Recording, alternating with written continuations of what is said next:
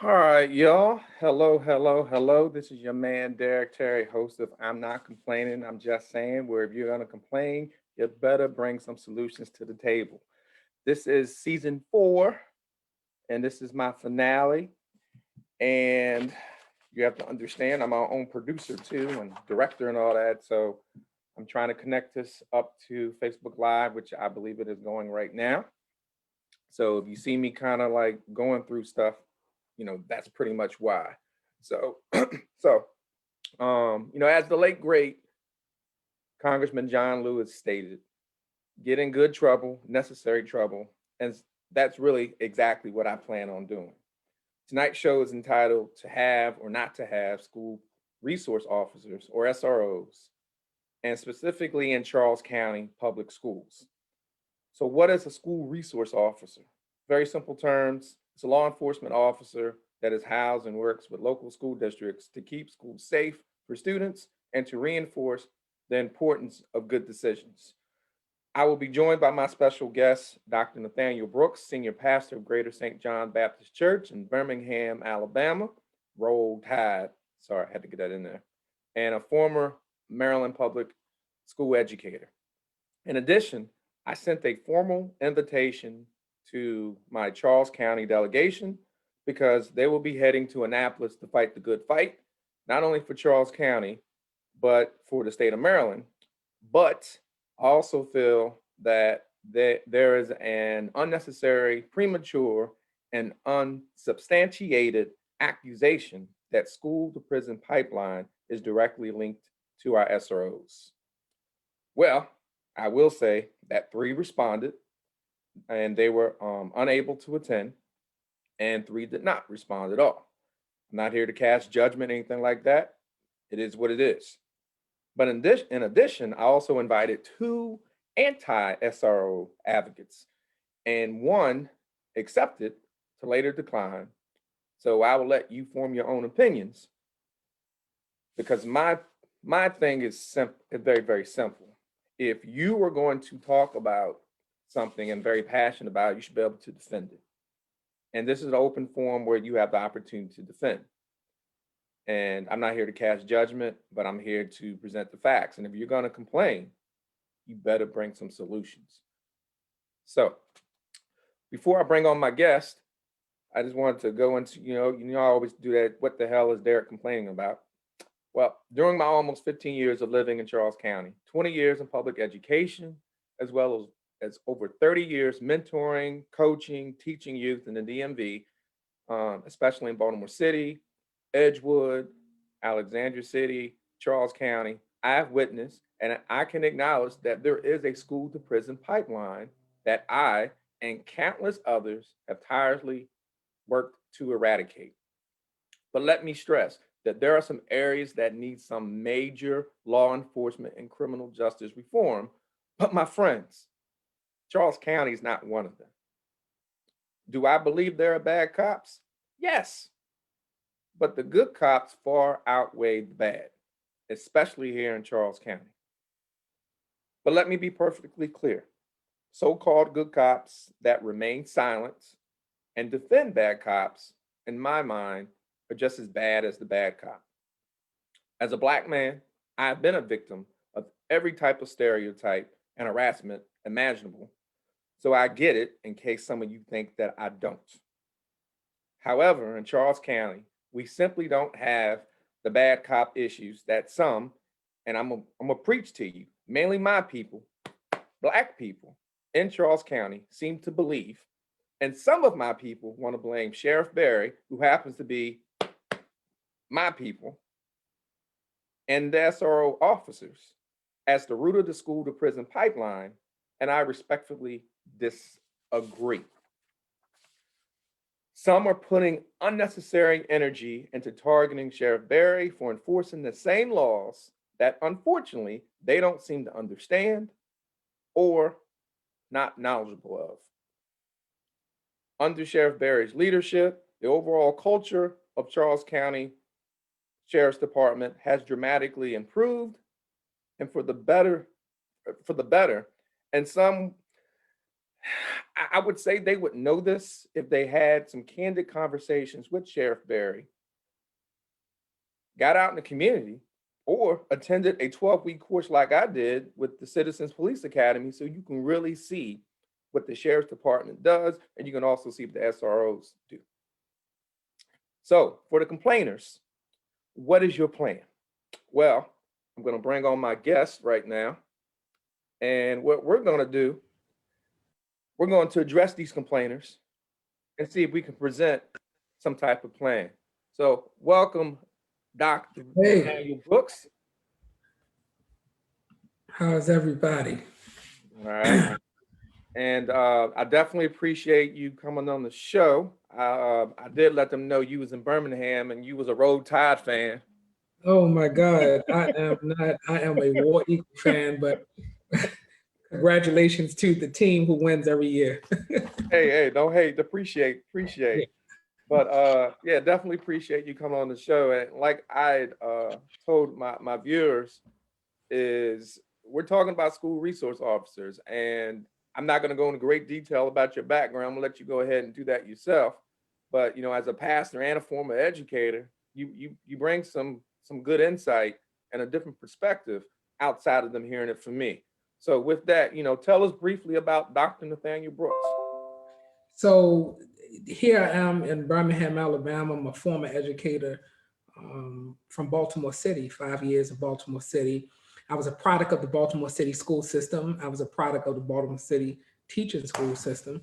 I also was I graduated from Lake Clifton High School in Baltimore. No longer Lake Clifton. I know it went through some changes over the years, but I'm a Dolphin to the end. I pastor here in Greater St. John Baptist Church here in Birmingham, Alabama, where Mr. Derek Terry has roots and from. And we've been, I guess I can consider us lifelong friends. I'm sitting here looking at Derek saying, wow, time flies. No, Lord, we've been knowing, I know, Derek, we've been knowing, it's about 20 years. Wow. Yeah. It's been a long time. And so here we are discussing what we love, and that's education and children, as well as wanting a better system. And so we're here at this platform, we're here at this foundation to talk about it. And I want to say up front to those that are viewing, we may not have all the answers, but discussion opens us up to even greater thinking and even greater solutions. Yeah, and I'm sorry, technical issues. Trying to link something up, so I'm going through the phone, and I definitely appreciate that.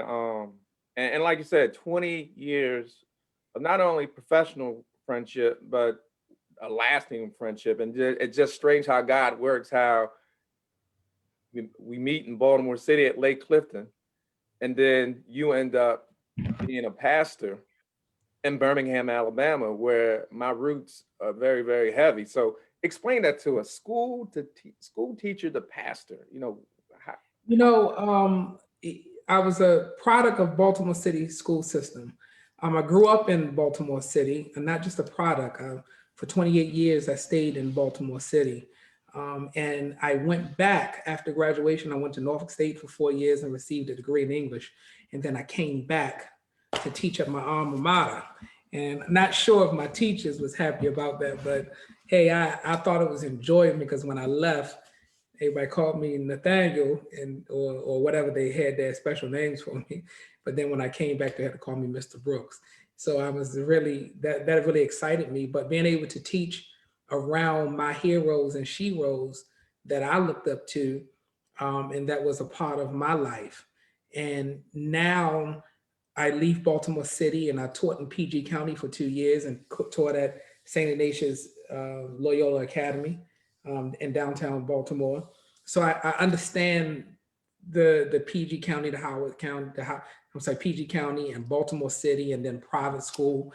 And then I received a call to ministry, which is a different world for me. Then I went back to school to do a doctorate in ministry and a master's of divinity.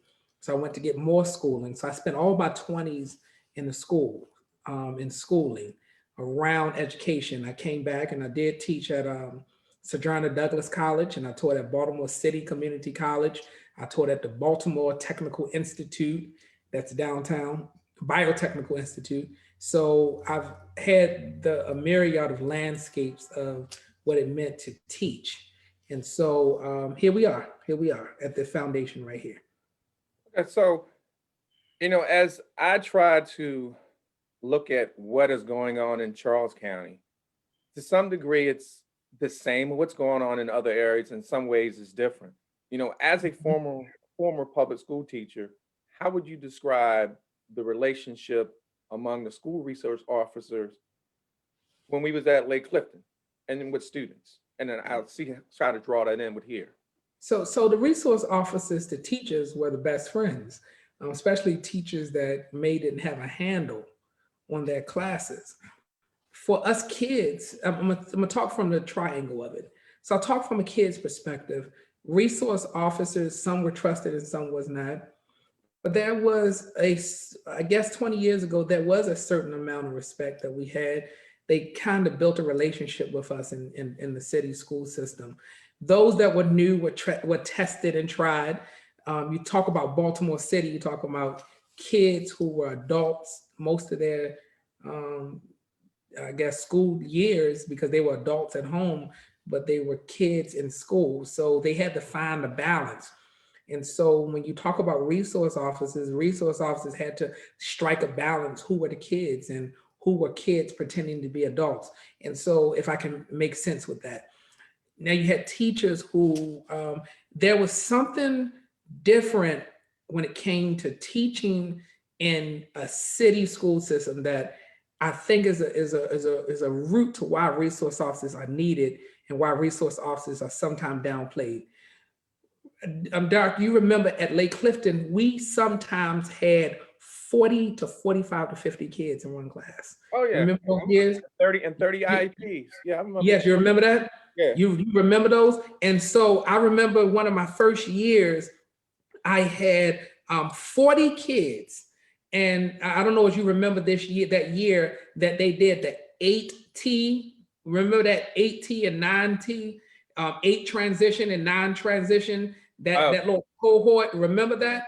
And we had 10 IEPs coming in that's new, 10 IEPs that failed, and then you dealt with 20 kids that were new that had to now be blended in with those that did not pass and those that were coming in, and then they came up with, remember that accountable talk that, oh my God, then it was like restorative practices, something like that. Yes. Yeah. And then you combine that with the, I guess I don't want to say blow up, with the influx of Teach for America. Yeah. And so remember that? So we had to deal with, so we needed the resource officers because we had 50 kids, IEPs.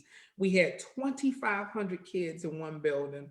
And we had Teach for America, which brought people from different landscapes to now teach who did not understand the culture of the Baltimore City kid. And right? Yeah, because you bring in an interesting point. Is even with Charles County, there's a constant talk, to some degree truthful, that the schools are extremely overcrowded. But they're not 40. But they're not 40 students. I can tell you that right now. No. Like 25. Now, what's the class size? Like 25. Mine? Yeah. It varied. I'm saying for special ed, it was up to 20. It's supposed to be like, yes. Yeah. So that's and like, then for special ed, you had they wanted to introduce that those years they wanted to put you with somebody else, right? Remember we had to share classrooms. We did what we called, it was the co-teaching model. Yes. They do now. But one of the things, because I want to make sure we stay on track, even when we look at Baltimore City and as teachers, they see the need. Charles County, there still is the need. And we may not have those issues and those variables that our kids experience in Baltimore City, but you are dealing with teachers, like you said, that are not equipped with those necessary skills. And look, they only have one SRO that covers maybe 2 schools. We had a police department. We may have had what, two, Yeah. three people up in there. We had police departments. We had, see, and now our resource officers back then were mixed with, they were high resource officers, those that did not have guns or did not hold a gun. Then you had Baltimore City, and then School you police. So had, actually, at the school, they had their own. Baltimore had their own school police. yes, So what we the have here, in school Charles, police. yes, what we have here in Charles County is the actual sheriff's department, who Woo. is assigned to two schools. And the school system, and this is the other thing, the school system doesn't pay for that. That's paid for out of the sheriff's department. That means he's taking anywhere from 15 to 17 officers off the beat. And Wow. believe me, the county commissioners in the recent years have not given them the additional officers that they're required. So before we jump into this 5-minute video about the SROs, what is the relationship between just really the police in general with the community or with the youth in Birmingham? So Birmingham youth mirror Baltimore City a little bit, just smaller. We have this down here. We still have a moderate amount of failing school district. I think the kids are often misunderstood, but also adults are well. We have great teachers down here. The relationship of the resource officers here is toggle between those officers that are more aggressive versus ones that are more laid back. The ones that are laid back are not respected. The ones that are more aggressive are, and it worked. Now they are also they're all in all high schools here. I'm not sure. I think middle schools may share resource officer somewhere else, and at one school, and then somewhere else at another school. But there's a model of respect that they have at some schools versus those that are not, and the relationships toggle. They toggle. I'm not gonna lie, they toggle. When I actually volunteer at one school, and me and the resource officer, we didn't have words, but if anybody knows Nate Brooks, we had some words. So I can't get around that, you know. Yeah. All right. Well, before we go into this video, and I just want to let the viewers know, because you might be saying, okay, why are we talking about Birmingham and Baltimore City? And Charles County.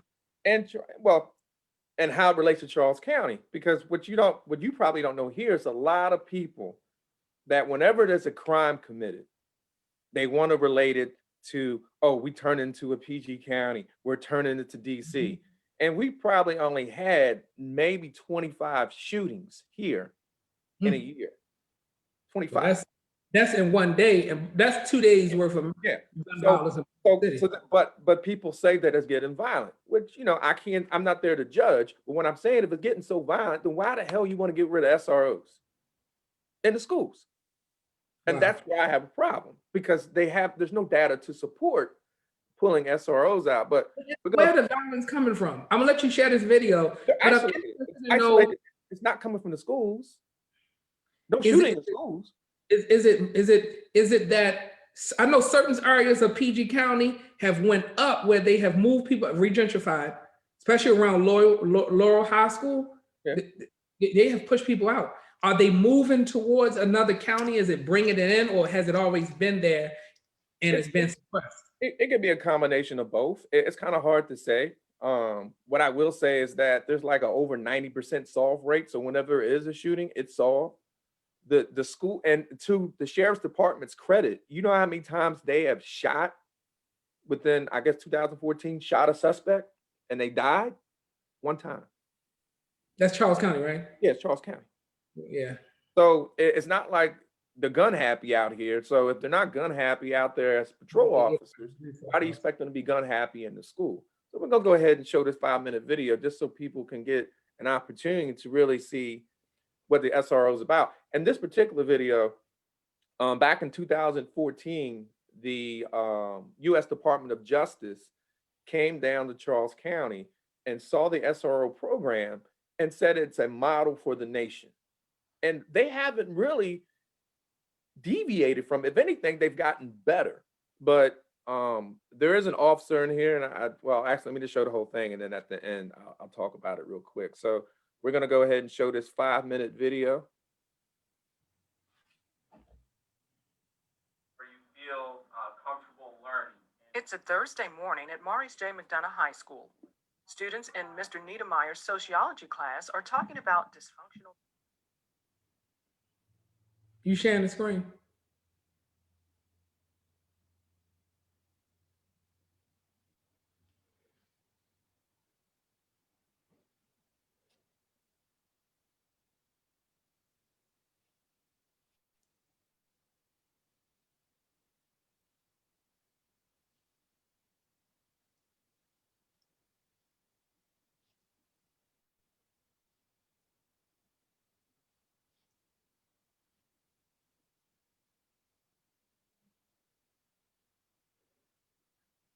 Dark, I can't see it.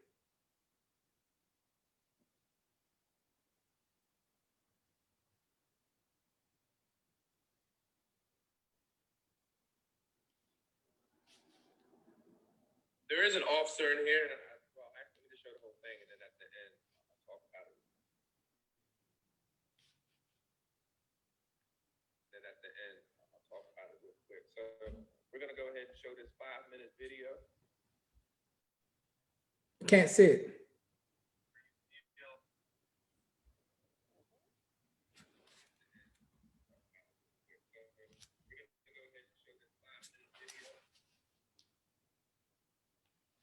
Can't hear you.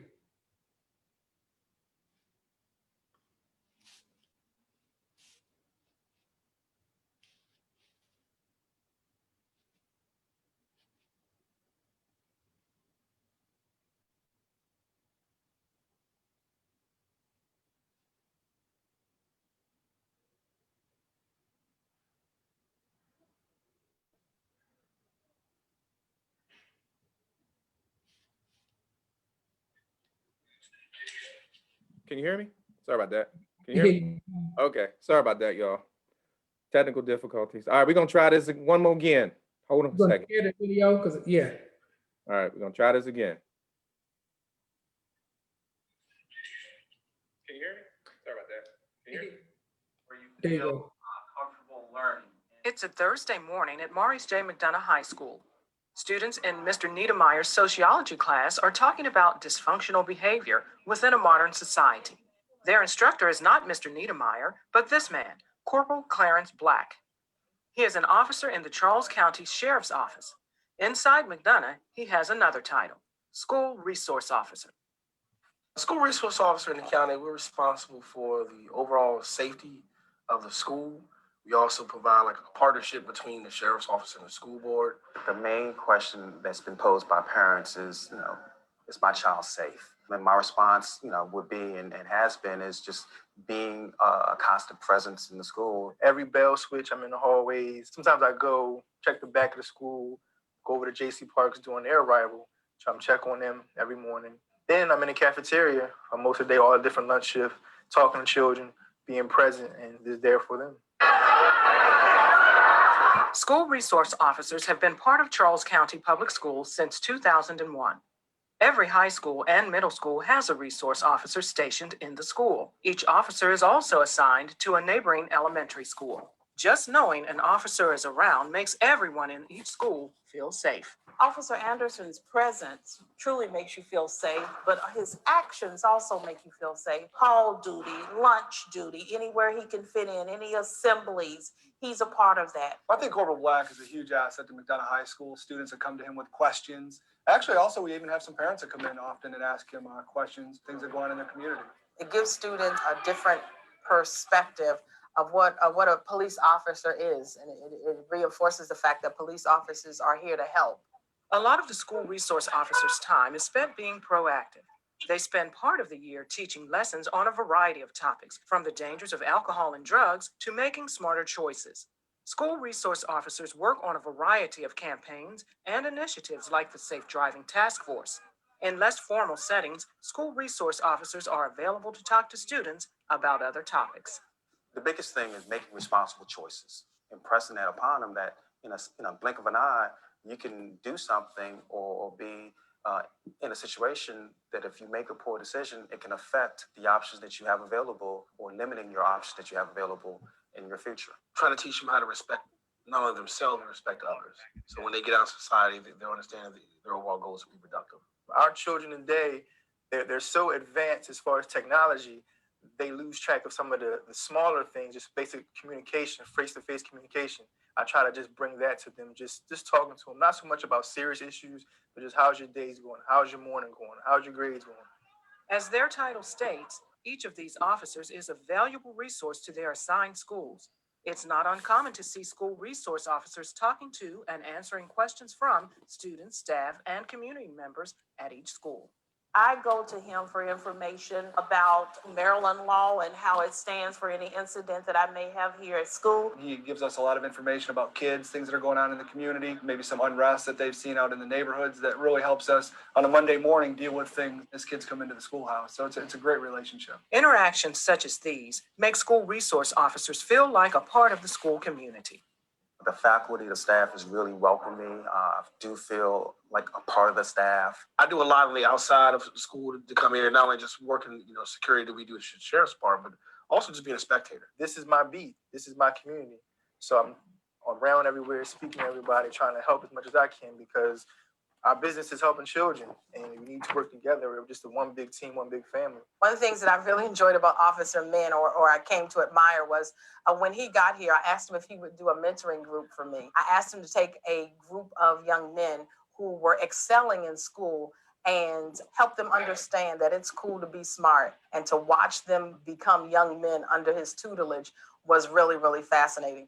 Whether it's speaking about the dangers of drugs or behind-the-scene investigations, the school resource officer is a vital member of Charles County Public Schools. They are there to make sure students have a safe, orderly place to learn. It's a job these officers are glad to do and find rewarding. The best part, again, is being in that classroom, being around young people and talking with them and having an open discussion with them about the certain at-risk behavior and how to avoid it. And the biggest reward is when you see them years later and they're still coming up and talking to you and they remember you. Hey, Officer Man, I'm like, I remember the face, but okay. And just hearing how good they're doing and progressing as students. The whole purpose of them coming in through the 9th grade all the way through the 12th is to get a diploma at the end of the year. So to see them graduate, see them when they get to come back from either school or from the military, and they're explaining, what they're doing with themselves now to show that you gave them that piece they needed to excel out in life.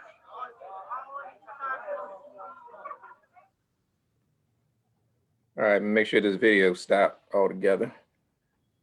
Okay. All right, so like the viewers, for those that, whoa, hold up, I knew something was gonna happen. There we go. I told the viewers before, this video was actually filmed in 2014 or 15, somewhere around there, and it was due mainly to the U.S. Department of Justice coming down and seeing the school resource officer program, and they said it was a model for the nation.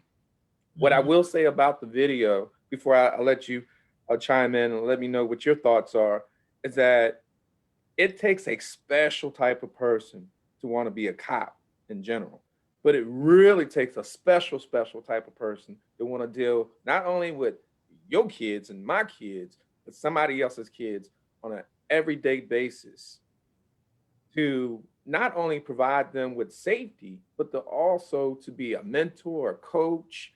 Some of them instruct.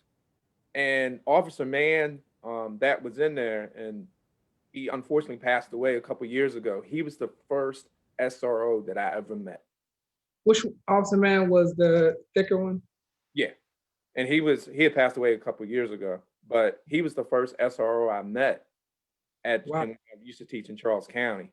And, I have the utmost respect, for cops. I have the utmost respect for SROs there in school. But like I said in the beginning, I don't have any respect for anybody who's bad. And when they're bad. And I think what's happening is that in Charles County, and, and you probably say as a preacher, it's our folks, the Black folks, that are creating something that is not there. And that pisses me off because I'm very, I'm very upfront. And really, I put it like this: myself and Dr. Brooks are two people you probably don't want to have in the same room when you know you're wrong. Uh, He probably not gonna use the language because of his pastoral background now, but I may use some of it, especially when we know you're wrong. So what was your take on the video? You hit something that I really like the video. It takes a special person to want to be an officer of the law in 2020. It takes an even special person to be an officer of the law and work with children. You marry those two components, and that's what you have out of resource officers, whether it's the sheriff department or whether it's a police department within inside a school system, or whether it's hired people, particularly at a school. It takes a special person that wanted to enforce the law and deal with children. And what I saw of the video was a great marriage. Charles County seemed to have married that factor very well. The factor that you had resource officers, the sheriff's department that want to come in, learn the students, learn the culture, learn the body that they are inhabiting each day. And when you have that, you get excellence. I think you get synergy. You had the principal giving highlights to the resource officers being resourceful to teachers and students and ultimately parents for after school activities. You had a good circular motion of synergy. But what happens when that don't happen? Now I was peculiar to see what was the steps to get to that. The video did not show what steps did the resource officers train with the teacher. Yeah, and what happens, and we'll show a little PowerPoint because they do have extensive training, and not only dealing with cultural sensitivity, but also de-escalation strategies, restorative practices. So those things are really already in place, and they were in place some time ago. The problem that I have is that you have, and I'm not saying that they're perfect, but you may have maybe 4, I don't even know what the numbers are, but they're very low. And because you may have this one incident, oh, we got to get rid of SROs. Here's where the problem is at. And actually, let me show this. Let me put on this PowerPoint real quick so you can see. Can you see? Not yet. Oh, hold up. I didn't do it right. Let me do it again. Got you share your screen. Yeah, forgot to share the screen. There you go. So I'm just going to kind of skip through this. If you look right here with SROs, you got the pros, you got the cons. Now, for anybody who's against SROs, I don't have nothing against you. That's cool. But this is my thing. When you're weighing options, it's almost like, okay, do I want to get this house or not? Here's my 5 negatives. Here's my 14 positives. Now I'm not going to get the house because I got 14 positives and 5 negatives. I don't know what those negatives may be, but let's look at the cons. They do have the legal authority to arrest students and visitors in school. Some people think that's a bad thing. I don't know why. But the officers, they have the legal authority to carry firearms and use force. Which is needed. Yeah, because think of it like this, and we've been there. What good is a cop? Who is a cop who doesn't have a gun to defend somebody who comes in? What do we call them when we were at the lake? What do they call them? Flashlight cops. Yeah. So it's like the cop at Walmart to tell you stop stealing, but don't have nothing to enforce it. Yeah. And they're just gonna keep running. Now, some of them do lack the cultural sensitivity, de-escalation strategies, but that's why the training is put in place. So when you have that, you put it in place. This one right here, I kind of agree and disagree with. Question minors without parental consent. They can self-incriminate themselves. But guess what? Don't us as teachers question students all the time? Yeah. And administrators do it. And I'm thinking that maybe school resource officers need their own funding to be a part of the staff training, the school system training. And you understand what I'm saying? I really think that getting rid of SROs in any school system in 2012 is a problem, unless your school district shows a strong culture of not having problems. Which brings me to number 5, the fear of law enforcement based on experiences in the community. I'm not saying that there aren't kids out there that have been traumatized by a particular incident. I have been traumatized by an incident with the cops. But you and I know that ain't no way in the world that these kids out here in Charles County been through what any of these kids been through in Baltimore City's urban area. I know for a fact they have not been encountered with cops who have just been flat out dirty. Whether it's setting them up with drugs, taking their money, beating them down, and whatever it may be. Now, I'm not going to go through the series of pros, but you can look at it. They're cheaper because Charles County doesn't pay for it. They don't pay for these. It comes out of a budget. We talked about the community policing. The key thing here, they know the schematics of the school. What data are they using? I'm interested. What data are they using to get rid of them? They have none. They have none. That's my whole point. They have none. So they didn't do a study? Like this. I invited every elected official on this show. I'm not here to judge, but these are the questions that I was going to ask them. You know, do you want to keep SROs? Why or not? Now, I'm not saying every elected official they want to get rid of them because they don't. Not everyone does. But I've asked for qualitative and quantitative data to support their decision. You think I got it? No. Do they have it? Hell no. They don't have it. And I'm sorry to keep saying, I know you're a pastor, and I know people like, for real, why you on that show? I've heard. Hell's in the Bible. But, you know, and do you know the role? I don't know if some of them really know the role of the SRO in the school. I don't. I don't. And this is the other thing, because I've had, and you know me, when there's an issue, I go straight to the source. That's how we train our students. You got a problem, go to that student, come discuss it like a man or like a woman, discuss it. I know for a fact that some of these elected officials and some of these anti-SRO people have not had a conversation with the sheriff at all. And here's the thing, the anti-SRO, how many have grew up with them and understand why they're needed? See, cultural sensitivity plays a big role in it as well. If you have not, worldview perspective. If your worldview perspective is, I grew up in a private school where we had no SROs and no problems, then you lack culture, you lack a lens that some teachers have to go through on a daily basis. What happens, it gets down to, so why do they really want to get rid of them? Which brings me to the topic of the show, school to prison pipeline. Or allegedly, they feel it's a school to prison pipeline. It's the SRO's fault that the kids are going to prison in Charles County. I can't speak for the other ones, but in Charles County, that's what they feel. So, you know me, I like to put stuff up there so people can look at. The sheriff department, they enforce the law. The elected officials, they make the laws. The state's attorney, they use the law and the evidence to acquire a guilty verdict, result in some punishment or discipline. The judges, they grant the sentences based on the guilty verdict. And guess what? We have the teachers, administrators who sometimes lack the cultural sensitivity training. They're biased. They have inconsistent zero tolerance policies targeted towards minorities. And then you have a staff that's not proportionate with the student population.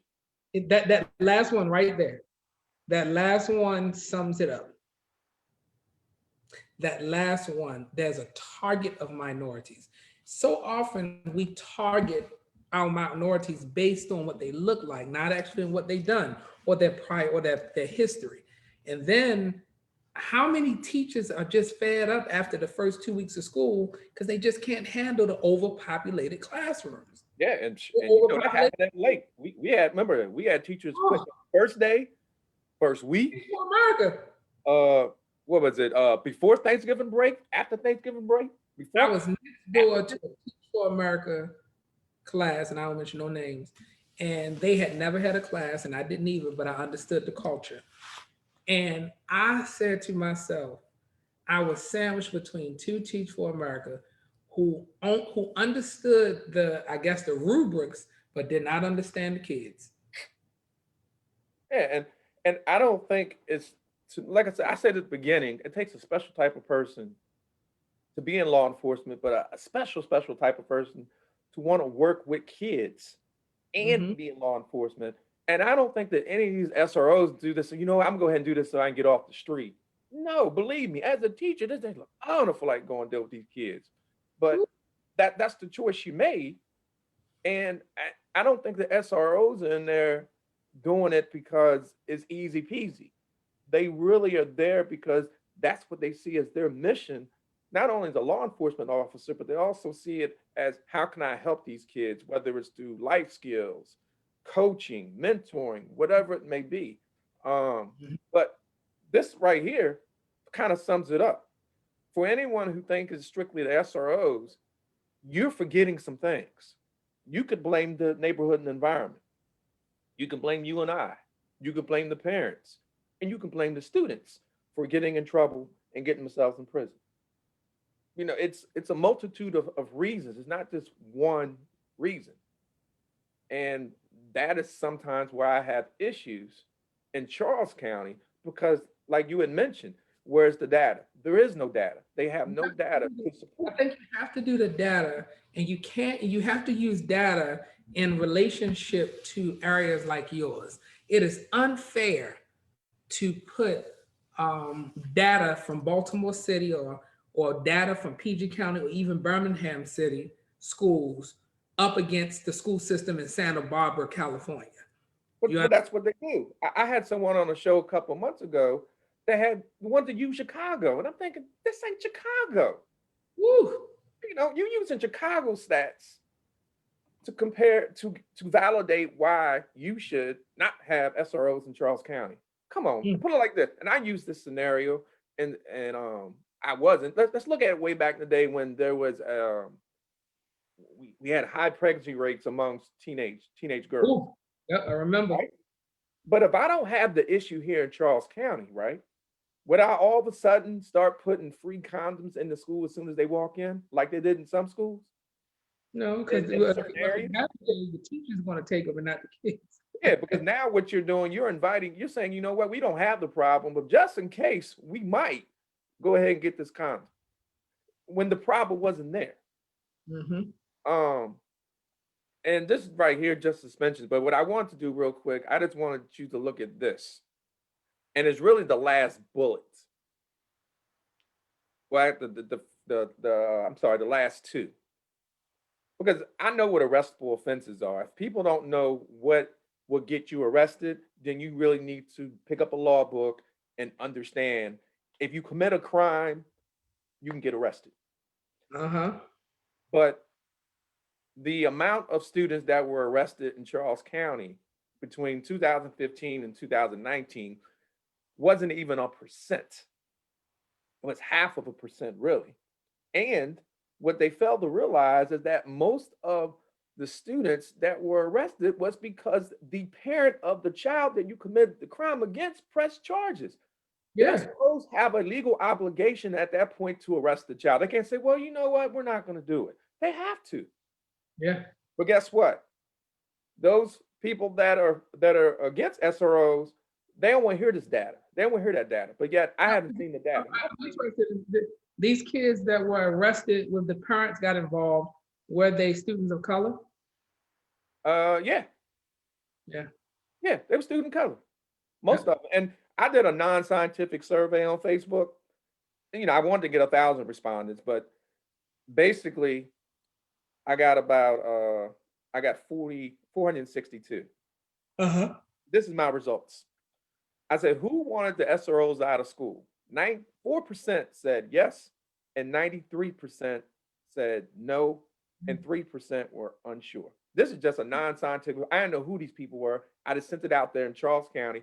So you can see that a vast majority do not want to get rid of the SROs, but I have my elected officials who are getting paid out of my pocket to go to Annapolis to fight to get them out. Wow. I got a problem with that. I have a serious problem with that.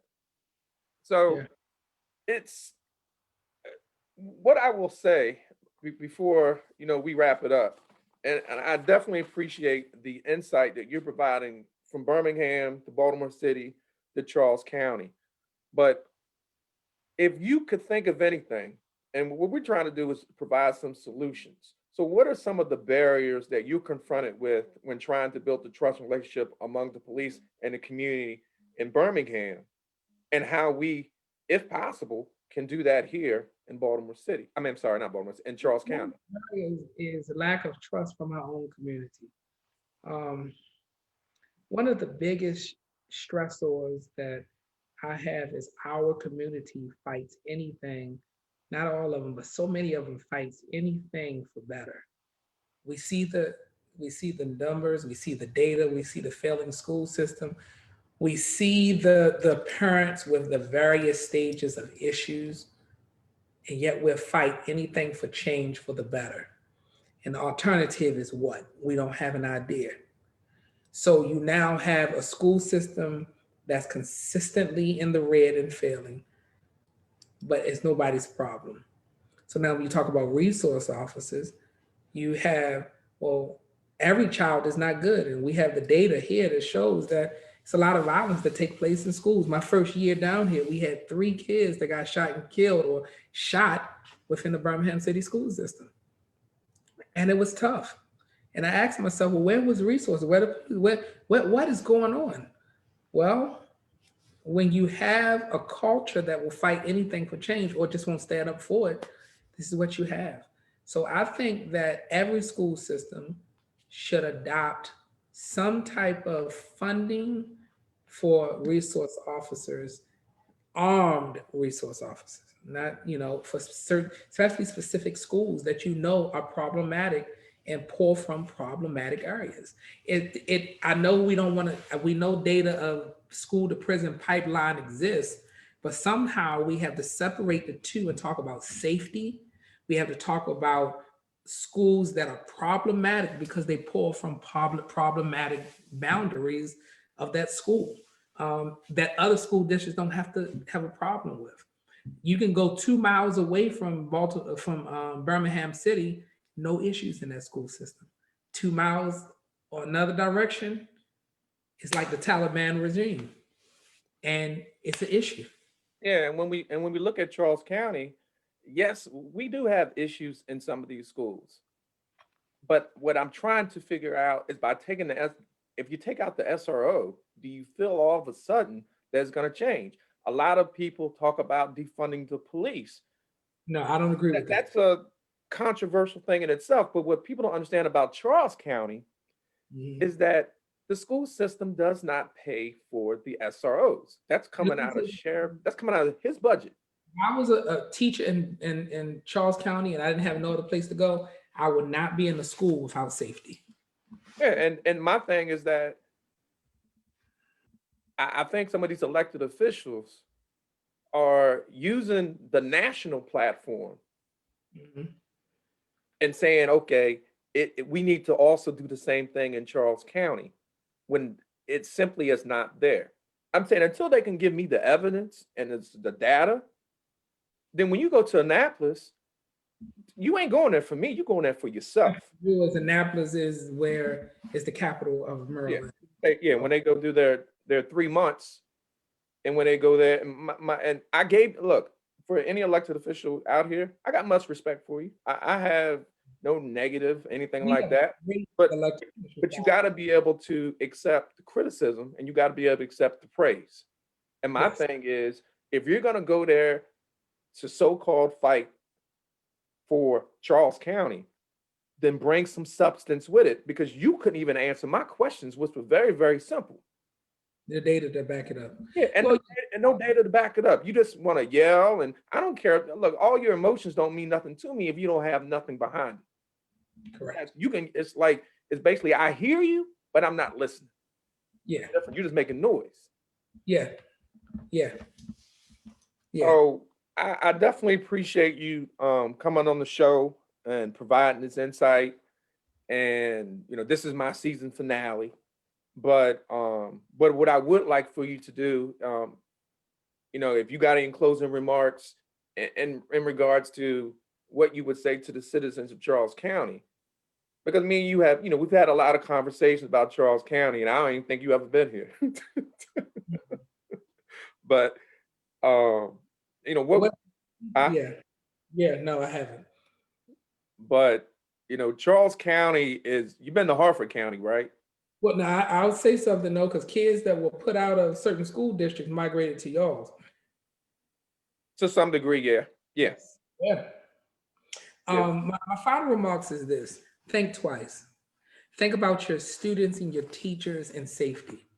We live in a day and age where safety is primary, especially when it comes to kids in those areas that may not be as safe. Charles County may have a stamp on them, but remember, a lot of the problems that around this nation took places in school systems that thought they were completely safe. And there's no guarantee of safe. And you actually touched on something, because I'm not going to say the person's name, but in their mind, because we don't have the active shooter, because we're in an urban, quote unquote, urban area, we don't need to worry about it. Oh, that's a lie. I was like, wow. Because that, in my mind, that says, you know what, that's something only that white folks do, and black folks don't do that. So we don't need to worry about it here in Charles County. And I'm thinking to myself, okay, mental issues are black and white, just one race. And for an elected official to say that, I don't know what he or she meant, but in my mind, that was code when you're saying we don't need to worry about that because it don't happen here. Well, guess what? That's why the SROs are here, to make sure it doesn't. And if Yes. it does, that they can respond in a timely manner, because guess what? A flashlight is not going to stop anybody. Or and they small too. It's not even the big ones where you can hit somebody. Yeah. So, but once again, I definitely appreciate it. I'm definitely hoping to get out there to the Ham sometime soon, catch one of your services. Oh my God, come on out. But cause I gotta see my mom, my cousins, and rag on those Auburn fans. So I plan on being out there. Well, they But got rid of the coach, and maybe that is the seasoning that's needed for the state. They got rid of the coach. I don't know. Who cares? But hey, man, once again, I appreciate it. Time is Alabama time will be up soon. Trust me. Okay. We'll talk about that another day. But All hey, right. appreciate it, brother. Love you. Tell the family I said hello. And I'll sign off with you. All right. So, about to wrap up, and this was a nice show. Some of you may not have thought it was. I'm sorry. I can't please everybody, but I'm hoping that you got something out of this. But what I want to leave you with is, like anything, if you're going to complain, bring some solutions. So how can we prevent the school to prison pipeline in Charles County if you think it's the SRO's fault?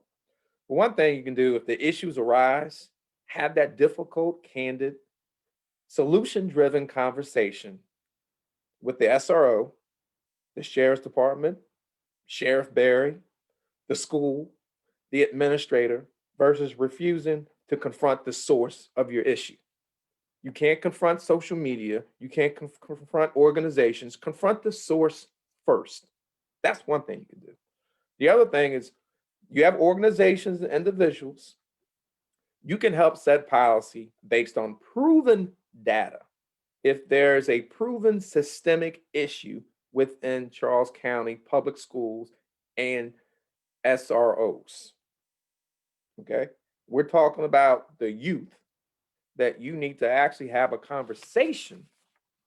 So when you do elect officials, you can make the change in Annapolis versus electing the officials who propose they're reaching for a higher office, which I don't know,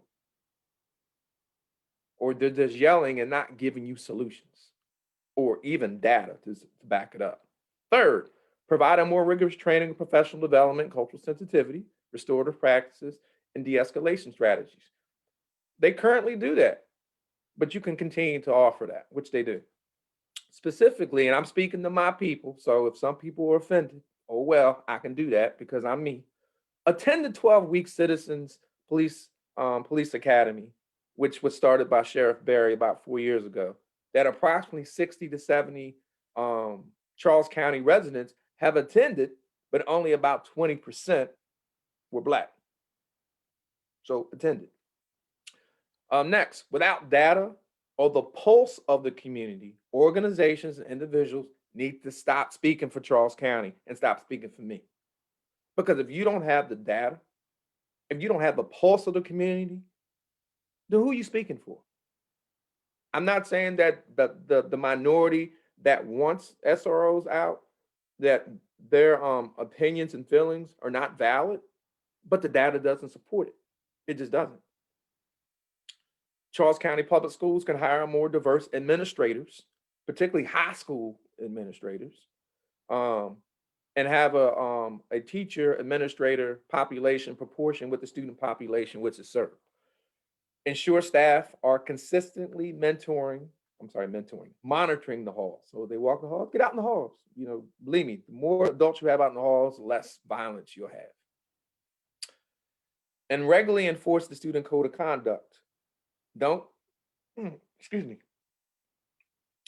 Hold on one second. Regularly enforce the student code of conduct or don't use it. Meaning that teachers have the same value as administrators, and students should not really play a factor in how, well, when you look at it like this is the way I look at it. If you assault a teacher, you get the same punishment for assaulting an administrator. But we need to make sure that when we discipline the student, race is not a factor, meaning that I don't care if they're white or black, you do the crime, you do the time, or you get disciplined, whatever, regardless of what the race is. That's something that we should start looking at. Parents and students, when you know you're dead wrong, man or woman up and take some responsibility. Seriously, take some responsibility. And parents, tell the parents that are pressing charges against your child for committing a crime to stop.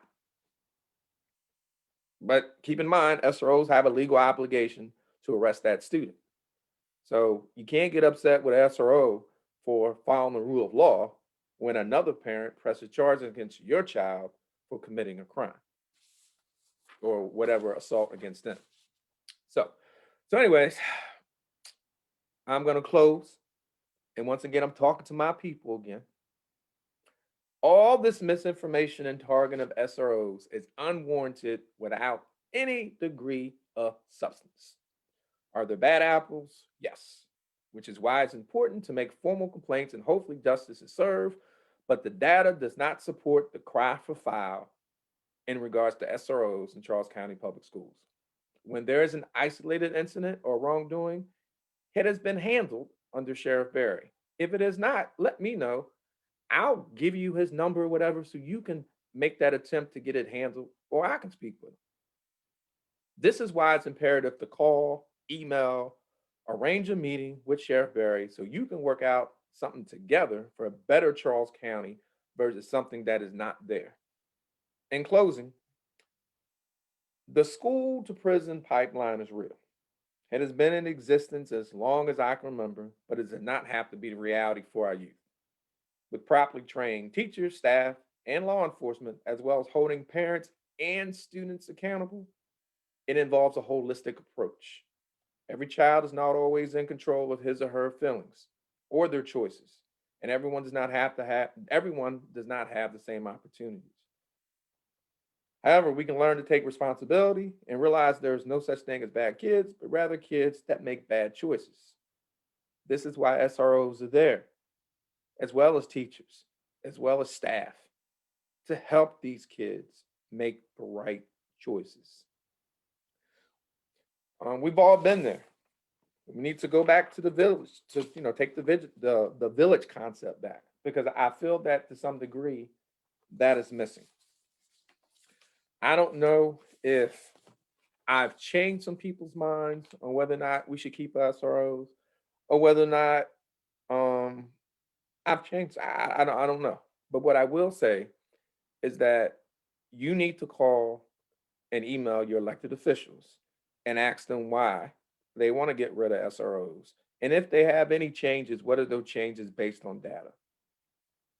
Because if that doesn't happen, I'm trying to figure out why they're doing it.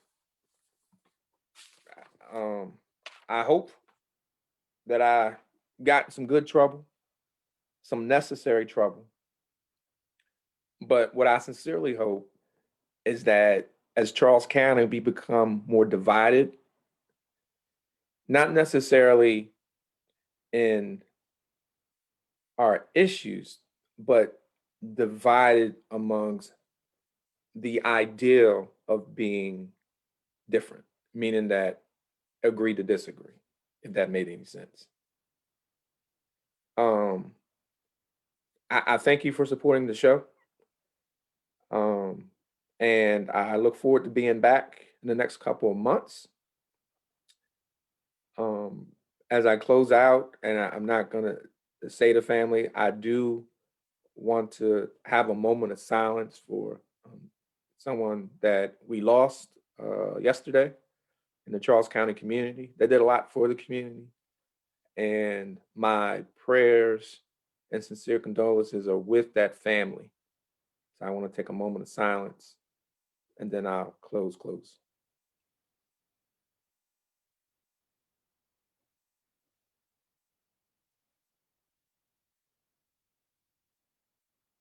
Thank you. So with that, once again, thank you. I wish everyone a happy holiday, a new year. We still dealing with COVID, so please wear your mask, look out for one another. And at the end of the day, please be kind. Peace and blessings.